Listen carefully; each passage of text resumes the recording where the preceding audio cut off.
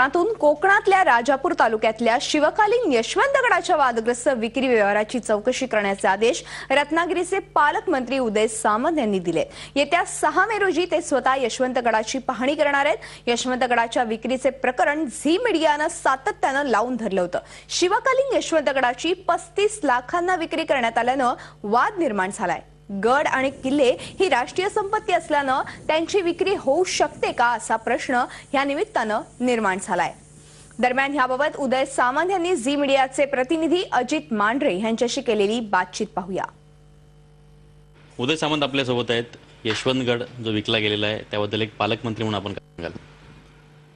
आपल्या माध्यमातून बघितल्यानंतर ऐकल्यानंतर जिल्ह्याचा पालकमंत्री म्हणून आजच मी माझ्या दालनामध्ये बैठकीचं आयोजन केलेलं होतं। महसूल खात्याकडनं ज्यावेळी मी माहिती घेतली त्यावेळी असं निदर्शनास आलेलं आहे की तो जो किल्ला आहे हा वैयक्तिक एका माणसाच्या विश्वनाथ पत्की नावाच्या माणसाच्या नावावर आहे आणि त्याने तो 99 वर्षाच्या करारानं पारकर नावाच्या फॅमिलीकडे दिलेला आहे।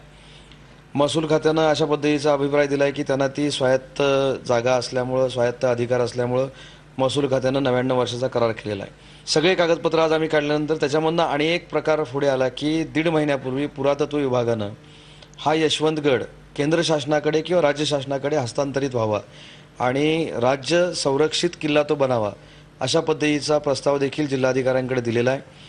या पार्श्वभूमीवर या खात्याचे मंत्री संजय देवतळे यांची मी स्वतः चर्चा केलेली आहे आणि हा रत्नागिरी जिल्ह्यापुरताच मर्यादित विषय करून उपयोगाचा नाही, तर महाराष्ट्रामध्ये जिथे ऐतिहासिक दर्गे आहेत, ऐतिहासिक मंदिरं आहेत, महापुरुषांची जन्मस्थानं आहेत, अशा पद्धतीचे किल्ले आहेत, परंतु ते प्रायव्हेट लोकांच्या ताब्यामध्ये आहेत।